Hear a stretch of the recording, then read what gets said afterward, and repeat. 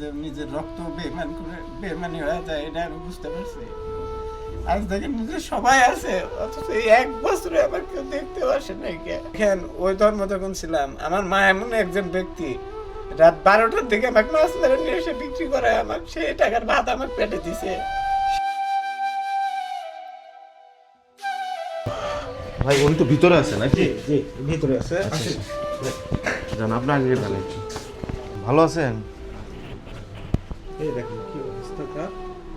ওহো, একবারে এই রোগীর কথাই বলছিলেন না? জি জি এই রোগীর কথা বলছিলাম এবং এনার কোনো চলাফেরা করার মতন কোনো অবস্থাই নাই, মানে অর্থ একবারে কিছুই নাই।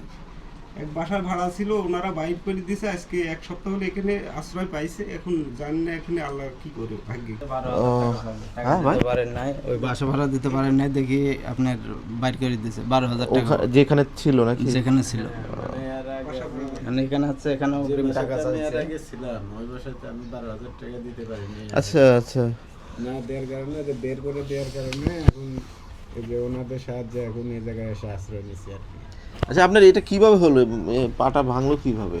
এটা আমার মানে গেল 11 রমজানে, মানে 11 তারিখ 12 রমজান গাজীপুরে ওখানে তারাবির আগে আমরা 5 জন দাঁড়ায় আছিলাম।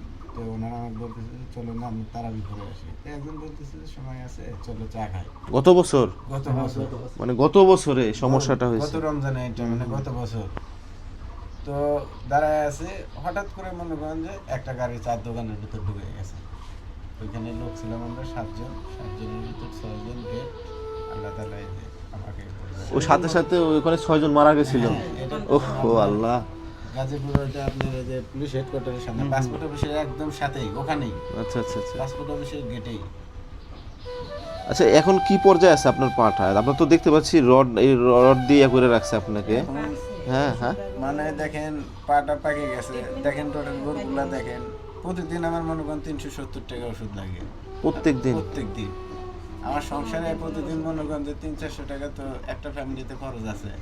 মানুষ 3 বেলা খেতেছে, আমি 1 বেলায় আল্লাহ তাআলা আমাকে জোটাতে দেওয়ার ব্যবস্থা করে দিতেছে না। আমি এমন একটা করুন খাই নিতেছে, আমি আর কি বলবো আপনাদের। আচ্ছা আচ্ছা আচ্ছা, এদের সমানে ওষুধের জন্য এদের সমানে পাটা ঝাঁকি রাখতেছে। এটা কতদিনের বলছিল ডাক্তার যে আপনার খোলার কথা বলছিল কতদিন আগে? এটা 8 মাসে, মানে বলছিল যে 7 মাসে হয়ে যাবে ইনশাল্লাহ, 8 মাসেই খোলা যাবে এটা। কিন্তু টাকার জন্য দেখেন 1 বছর পার হয়ে গেছে, আমি খুলতে পারতেছি না। এখন মনে করেন যে মেডিসিনের ডেট আছে আর হলো টোটালে 22 দিন আমার। মানে এর মধ্যে খুলতেই হবে? হ্যাঁ এর ভিতর খুলতেই হবে, নইলে ভিতরে আপনার মনে করেন ইনফেকশন হয়ে যাবে। দর্শক, এই যে আসলে ওনার সাথে ওনার ভাগ্যটা আল্লাহ পাক রাখছে হায়াতে, এজন্য উনি বেঁচে গেছে, নাহলে উনিও ওনাদের মতো চলে যেত, তাই না? আজ দেখেন, তবে এখন মনে হচ্ছে মানুষ এমন পর্যায়ে দাঁড়াইছে যে আসলে মানুষের কপাল খারাপ হলে যে নিজের রক্ত বেমান করে বেমানি হয়ে যায় এটা আমি বুঝতে পারছি। আজ দেখেন নিজে সবাই আছে অথচ এই 1 বছরে আমার কেউ দেখতেও আসে নাই। আপনার বাসাটা কোথায় মূলত? আমার দেশের বাড়ি বগুড়া শেরপুরে। জন্ম আমার হিন্দু ফ্যামিলিতে, মানে এর আগে ওরা কেউ আমাকে দেখতে আসে নাই। আর 10 টাকা না দিতে পারলে অন্তত মানুষ চোখের দেখা তো দেখে। রক্ত তো টানে আসতে, নিজের গর্ভধারিণী মা পর্যন্ত আমাকে এক নজর দেখেনি। ওনারা শুনতে পাইছে আপনি যে দুর্ঘটনা হ্যাঁ ঘটছে? ওরা সবাই জানে। আমি আচ্ছা। ওনাদের ওখানে গেছিলাম, আমি ওনাদের ওইখানে আমি এই অবস্থা দেখাতে গেছিলাম। 10 টাকাতে আমাকে হেল্প করে তো দূরে থেকে, ওখান থেকে আমাকে দূর দূর করে তারা দিছে। হ্যাঁ, এটা একটা বেদনাদায়ক, কারণ আজ একটা বছর আমি ওষুধ ছাড়া মনে করেন ধর্ম নির্বিশেষে অন্তত মায়ের টানে রক্তের টানে হলো তাকে আসলে মায়ের প্রতি তার যে ইয়াটা, তার যে মায়ের প্রতি তার যে চাওয়াটা ছিল সেটা পাওয়া দরকার ছিল। দেখেন এখানে ভালো কিছু করার জন্য যে না তা না, আসলে আমার সত্যটা আমি বললাম আমার জীবনের। আপনি হিন্দু ধর্ম ছিলেন? হ্যাঁ, আগে ওই ধর্ম পালন করতে। দেখেন ওই ধর্ম যখন ছিলাম আমার মা এমন একজন ব্যক্তি রাত 12টার দিকে আমাকে মাছ মেরে নিয়ে এসে বিক্রি করে আমাকে সেই টাকার ভাত আমাকে পেটে দিছে। সেই দিনও আমার গেছে। তো এই ধর্মে এসে যাই হোক আল্লাহ তাআলা মোটামুটি ভালোই চালাচ্ছিল। দেখেন আর ভাগ্যর কি দোষ, দেখেন কোন জায়গায় এসে আমি দাঁড়াইছি। আসলে প্রত্যেকটা মানুষের আলাদা ধর্ম নিয়ে আমি বিয়া করব না, কারণ হচ্ছে সব ধর্মে সব ধরনের মানুষ আছে। হিন্দু ধর্মে ভালো আছে, মুসলমান ধর্মে ভালো আছে। আপনার ভালো লাগছে, আপনি এই ধর্মে চলে আসছেন, এই তো।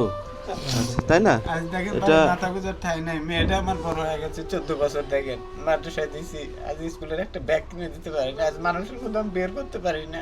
আপনি কত বছর হয়েছে আপনি মানে এই ধর্মে, মুসলমান ধর্মে? টোটালে 12 বছর ভাই চলতেছে। টোটাল 12 বছর হ্যাঁ। চলছে। অনেক দিন হয়ে গেছে, এক যুগ হয়ে গেছে। যাক, আমরা পায়ের নিয়ে কথা বলি। আল্লাহ তাআলা মোটামুটি ভালোই চালাচ্ছিল। হুম। যাই হোক, দেখেন আজ এই পর্যন্ত দেখেন 28 লাখ টাকার উপরে আমার খরচ। 28 লক্ষ টাকা। হ্যাঁ, তাহলে আমাদের মতো ফ্যামিলিতে এত টাকা যদি খরচ হয় আমি কি দিয়ে চলতে পারি? এখন তো আপনাকে একজন আশ্রয় দিয়েছে, তাই না? আশ্রয় দেওয়ার মধ্যে এই ভাইস্তাটা যদি না থাকতো, বললে আমি তো যে কি যে হয়ে যেত আমার ফ্যামিলির, আমি নিজেও বুঝতে পারি নাই। আচ্ছা, এটা কাছে থেকে দেখাও তো, এই যে এখানে মানে একদম কাছে থেকে দেখাও তো, এই জায়গাটা দেখাও, অবস্থা কি একদম।